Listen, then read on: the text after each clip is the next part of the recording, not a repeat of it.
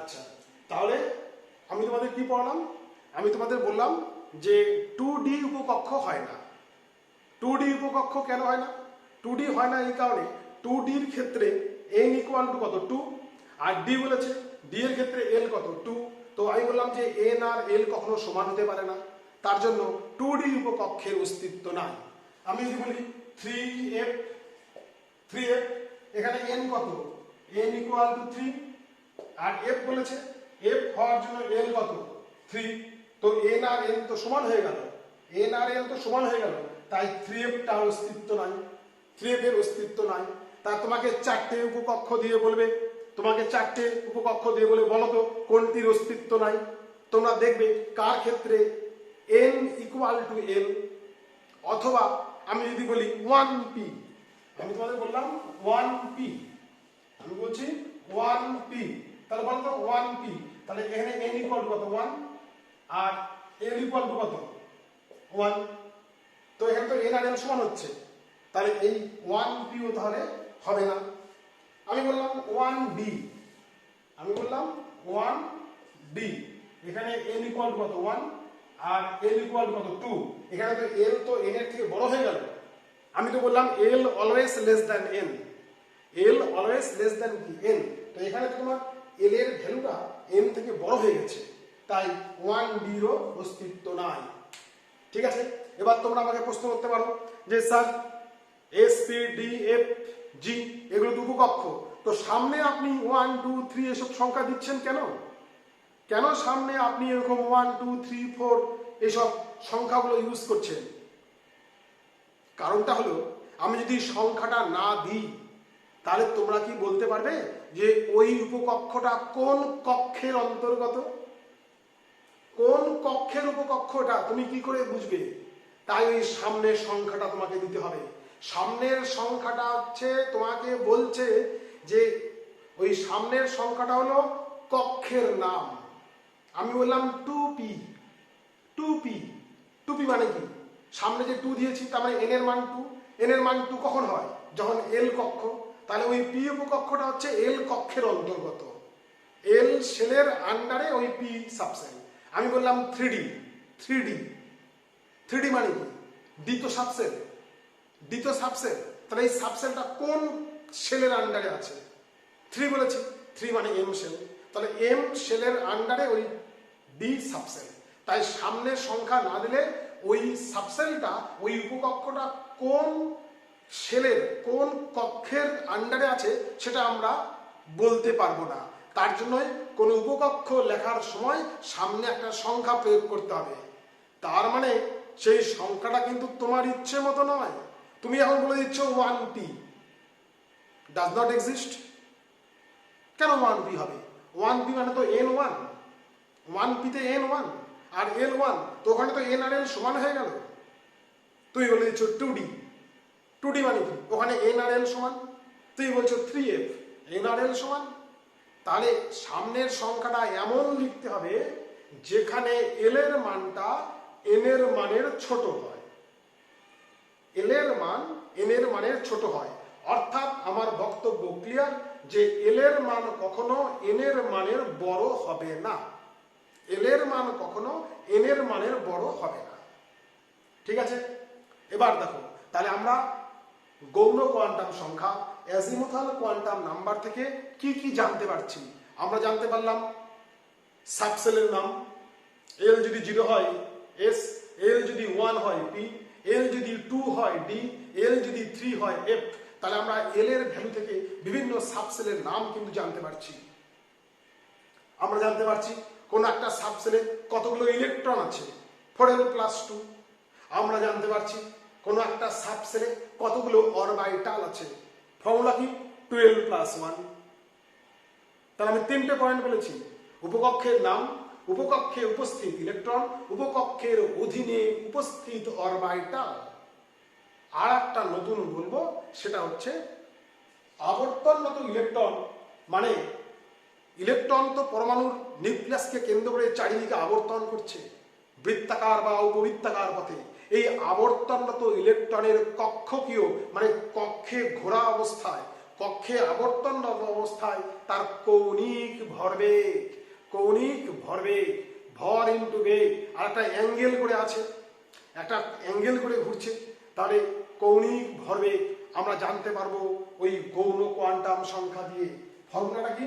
এই দেখো, আবর্তনরত ইলেকট্রনের কক্ষীয় কৌণিক ভরবেগ equal to √L into L plus 1 h/2π। এখানে এই এইচটা হচ্ছে প্ল্যাঙ্কস কনস্ট্যান্ট। ম্যাক্স প্ল্যাঙ্ক বিশ্ববন্দিত একজন সায়েন্টিস্ট, প্ল্যাঙ্কের থিওরি আছে, তোমাদের সামনে পড়ানো হবে পরে। এখানে এইচটা হচ্ছে প্ল্যাঙ্কের ধ্রুবক, এর মান কত? এসআই ইউনিটের মান হচ্ছে 6.626 10⁻³ জুল সেকেন্ড। এটা হচ্ছে এইচ এর মান, but in SI unit, SI এককে। যদি আমি সিজিএস বলতাম তাহলে এখানে 10⁻27 হতো, আর্ক সেকেন্ডে আসতো। যাকে আমরা সবসময় এটাকে এসআই ইউনিটে বিভিন্ন ম্যাথগুলো করতে হবে, বিভিন্ন অঙ্ক করার সময় আমরা এসআই ইউনিটটা ইউজ করব।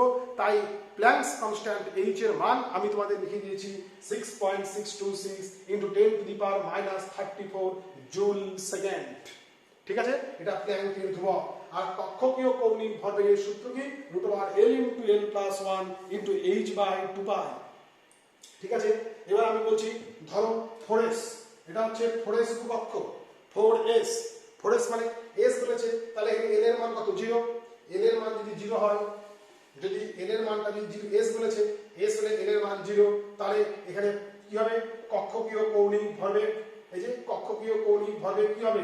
√0 into 0 plus 1 into h/2π equal to, অ্যান্সারটা হবে 0। এই যে সামনে 0 আছে, অ্যান্সারটা হবে 0। আমি বললাম 2p, 2p হলে এখানে l কত? p বলেছে, l1 হলে এখানে কি হবে? 1 ইন্টু 1 প্লাস 1 ইন্টু h/2π। তার মানে উত্তরটা কি হবে? √2 ইন্টু h/2π। এখানে h এর মানটা বসানোর দরকার নাই, এইভাবেই অ্যান্সারটা লিখে দিবে। তাহলে 1 ইন্টু 1 প্লাস 2 h/2π, তার মানে √2 ইন্টু h/2π। আমি বললাম 3d, 3d হলে কি হবে? 3d এখানে d বলেছে, d এর ক্ষেত্রে l কত? l2। l যদি 2 হয় তাহলে √, কি দিবে? √, লিখব 2 into 2 plus 1 into h/2π, 2 plus 1 3, 3 into 2 6, তার মানে অ্যান্সারটা হবে √6 ইন্টু h/2π।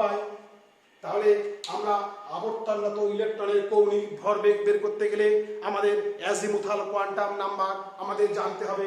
ফর্মুলাটা কি? √L into L plus 1 h/2π। এখানে এল এর মান কোত্থেকে পাবো? এল এর মান পাবো হচ্ছে আমরা উপকক্ষ সাব সেলের নাম থেকে। যদি বলে এস, এল এর ভ্যালু 0 বসাবো। যদি বলে পি, এল এর ভ্যালু 1 বসাবো। যদি বলে ডি, এল এর ভ্যালু 2 বসাবো। যদি বলে এফ, তাহলে এল এর ভ্যালু 3 বসাবো। এই জায়গাটুকু কিন্তু আমাদের মুখস্থ রাখতে হবে যে এল এর ভ্যালু নির্ভর করবে উপকক্ষের নামের উপরে। উপকক্ষ যদি এস হয় তাহলে এল এর ভ্যালু লিখবে 0। উপকক্ষ যদি পি হয় এল এর ভ্যালু হবে 1। উপকক্ষ যদি ডি হয় এল এর ভ্যালু হবে 2। উপকক্ষ যদি এফ হয় এল এর ভ্যালু হবে 3। এইটা কিন্তু মুখস্থ রাখতে হবে। স্টুডেন্টরা কিন্তু এই জায়গাটা মুখস্থ রাখতে পারে না। এর থেকে বড় বড় মুঘল সমাজের পতনের কারণ বিভিন্ন অশ্বপ্রাকৃতি হওয়া, বিভিন্ন বড় বড় মিশরকে নীলনদের দান বলা, কেন বড় বড় হিস্ট্রি মুখস্থ, কিন্তু স্টুডেন্ট কিন্তু এইটা মুখস্থ রাখতে পারে না যে এল এর ভ্যালু 0 হলে এস, এল এর ভ্যালু 1 হলে পি, এল এর ভ্যালু 2 হলে ডি, এল এর ভ্যালু 3 হলে এ। এই সিম্পল কটা জিনিস মুখস্থ রাখতে পারে না, স্টুডেন্ট পারে না, কিন্তু বাড়ির লোক পারবে। কারণ বাড়ির লোক তো অত চিন্তা করে না, তাই বাড়ির লোকই ওটা করতে পারবে, স্টুডেন্ট মুখস্থ রাখতে পারবে না। খুব টাফ ব্যাপার এই জায়গাটা মুখস্থ রাখা। যদিও ব্যাপারটা কিন্তু আদার্স স্টুডেন্ট বাদে আদার্স পাবলিকের কাছে কিন্তু এটা খুবই ইজি ব্যাপার, যাকে এক্সট্রিমলি সরি। নেক্সট, এবার আমি শুরু করছি। এবার তাহলে আমি তোমাদের মুখ্য কোয়ান্টাম সংখ্যা পড়িয়েছি, আমি তোমাদের গৌণ কোয়ান্টাম সংখ্যা এটাও পড়ালাম। এবার আমি তোমাদের শুরু করছি ম্যাগনেটিক কোয়ান্টাম নাম্বার, অর্থাৎ চুম্বকীয় কোয়ান্টাম সংখ্যা। চুম্বকীয় কোয়ান্টাম সংখ্যা, শোনো, চুম্বকীয় কোয়ান্টাম সংখ্যা ম্যাগনেটিক কোয়ান্টাম নাম্বার, এটাকে আমরা প্রকাশ করি স্মল এম দিয়ে। Small M magnetic quantum number, এটাকে আমরা প্রকাশ করি এম দিয়ে। এম অনেকে আবার লেখে এরকম করে এম এল, থাকে, অত নাটক করার দরকার নাই। ম্যাগনেটিক কোয়ান্টাম নাম্বার মানে হচ্ছে এম। এম একটা সাবসেল, তার আন্ডারে বিভিন্ন অরবিটাল আছে। এই অরবিটালগুলো কিভাবে বিন্যস্ত আছে, ত্রিদিকে কিভাবে বিন্যস্ত আছে, এটা জানা যাবে চুম্বকীয় কোয়ান্টাম নাম্বার দিয়ে। তাহলে চুম্বকীয় কোয়ান্টাম নাম্বার দিয়ে তুমি কি জানতে পারবে? তুমি জানতে পারবে একটা সাবসেলের আন্ডারে যে অরবিটালগুলো আছে, একটা উপকক্ষের আন্ডারে যে কক্ষকগুলো আছে, এই কক্ষকগুলোর বিন্যাস তুমি জানতে পারবে চুম্বকীয় কোয়ান্টাম নাম্বার দিয়ে। ঠিক আছে, এটা আবার কেমন জিনিস? ধরো এম ইকুয়াল টু, ফর্মুলাটা কি? এম ইকুয়াল টু, এই যে এম ইকুয়াল টু ফর্মুলা হচ্ছে minus L two plus L. তার মানে ধরো এল ইকুয়াল টু 1, ধরো এল ইকুয়াল টু 1, তাহলে এম ইকুয়াল টু কি হবে? মাইনাস 1 2 প্লাস 1, তার মানে মাইনাস 1 0 প্লাস 1। তাহলে বলো তো, তোমরা বলো তো এল ইকুয়াল টু, তোমরা বলো তো প্লিজ তোমরা বলো তো এল ইকুয়াল টু 1, এই যে এল ইকুয়াল টু 1, তাহলে উপকক্ষের নাম কি? উপকক্ষের নাম পি, এটা হচ্ছে পি সাবসেল, তাই না? এল ইকুয়াল টু 1, তাহলে পি সাবসেল। বলো তো পি সাবসেলের আন্ডারে কয়টা ঘর, কয়টা অরবিটাল? এই দেখো পি সাবসেলের আন্ডারে 3টে অরবিটাল, 1 2 3। এই অরবিটালটার ভ্যালু কত? -1, এটার ভ্যালু 0, এটার ভ্যালু +1।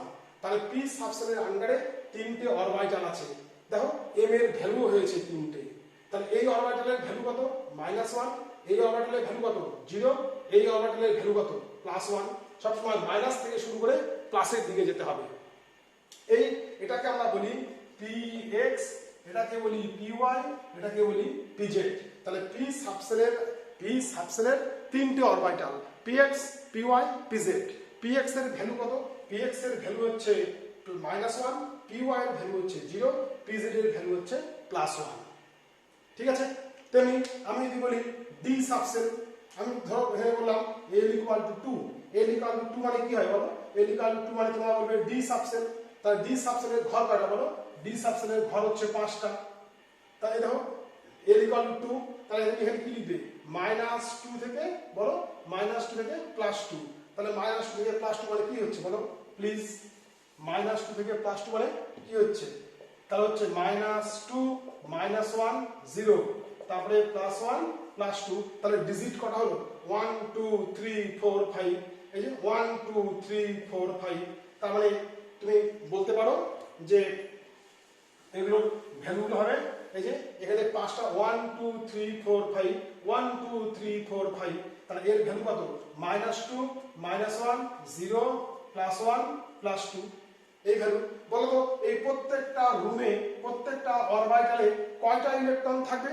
প্রত্যেকটা অরবিটালের নাম্বার অফ ম্যাক্সিমাম ইলেকট্রন 2। প্রত্যেকটা অরবিটালে, এগুলো কিন্তু অরবিটাল, এগুলো অরবিটাল, আর সব কটা অরবিটাল মিলে ওটা হলো সাবসেল। আর অনেকগুলো সাবসেল নিয়ে হয়েছে সেল। অনেকগুলো অরবিটাল নিয়ে সাবসেল, অনেকগুলো সাবসেল নিয়ে সেল। তাহলে প্রত্যেকটা অরবিটালে কিন্তু ম্যাক্সিমাম ইলেকট্রন থাকবে 2টো। একটা ইলেকট্রন ঘড়ির কাঁটার দিকে ঘুরবে, আর একটা ইলেকট্রন ঘড়ির কাঁটার বিপরীত দিকে ঘুরবে। ঠিক আছে, আচ্ছা।